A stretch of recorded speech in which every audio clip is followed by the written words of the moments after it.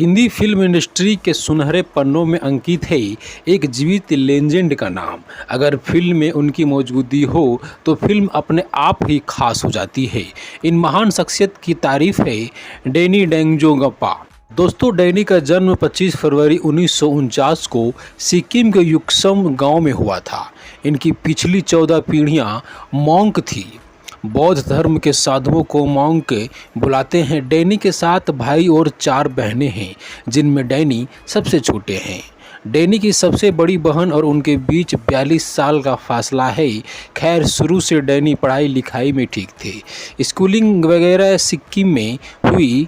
कई रिपोर्ट्स में उनकी स्कूली पढ़ाई लिखाई नैनीताल से भी हुई बताई जाती है। दोस्तों, कॉलेज की पढ़ाई के लिए वो दार्जिलिंग चले गए। डैनी आर्मी में जाना चाहते थे। वो दौर था जब इंडिया और चाइना के बीच युद्ध चल रहा था। दोस्तों, डैनी के गांव के कई लड़के इस वार में मारे गए थे। उनकी लाशें गांव लाई गई। पूरे गांव में सामूहिक शोक मनाया गया। इस घटना के बाद डैनी की मां डर गई। वो नहीं चाहती थी कि डैनी आर्मी में जाए। दोस्तों, डैनी ने मां की बात मान ली।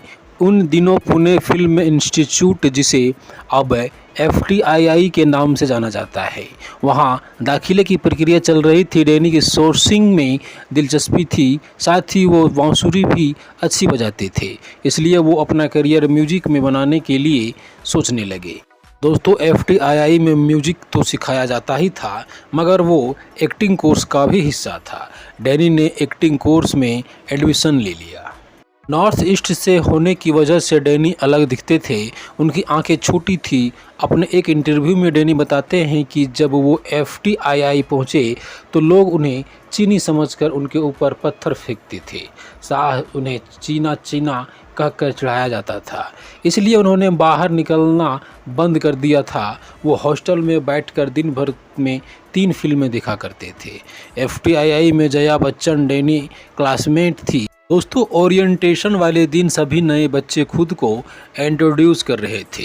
जब डैनी ने यहाँ अपना ओरिजिनल नाम सेरिंग फिस्टो डेंगजोंगपा बताया तो किसी को उनका नाम समझ में नहीं आया। बढ़ते बढ़ते ये चीज़ मजाक का विषय बन गई।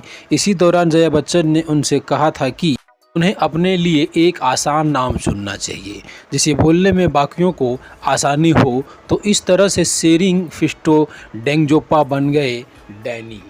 दोस्तों, FTII से अपना कोर्स ख़त्म करने के बाद डैनी फुल टाइम एक्टिंग में आ गए, मगर उन्हें मेनस्ट्रीम हिंदी फिल्मों में सिर्फ नौकर या दूसरे छोटे मोटे किरदार मिल रहे थे। इसके पीछे की वजह थी कि उनका कन्वेंशनल लुक फिल्म मेकर्स उनसे कहते थे कि वो किसी हिंदी फिल्म हीरो के भाई या बाप जैसे नहीं दिखते।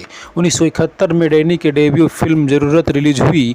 BR इसार डायरेक्टर इस फिल्म में उन्हें फिल्म के मुख्य पात्रों के बेस्ट फ्रेंड का रोल मिला था। ठीक इसी समय गुलजार तपन सिन्हा के डायरेक्शन में बनी बंगला फिल्म आपन जन का हिंदी रीमेक बनाने जा रहे थे। उन्होंने इस फिल्म में कठपुतली चलाने वाला के रोल के लिए डैनी को अप्रोच किया। ये एक छोटा सा रोल था। बकौल डैनी मेरे अपने नाम से बन गई है फिल्म उन्होंने इसलिए साइन की क्योंकि उनमें उनकी पसंदीदा एक्ट्रेस मीना कुमारी के साथ काम करने का मौका मिल रहा था। इस फिल्म से जुड़ी अपनी यादें शेयर करते हुए डैनी कहते हैं, तू तो मेरा असली बच्चा है, तेरी नाक बिल्कुल मेरे जैसी है।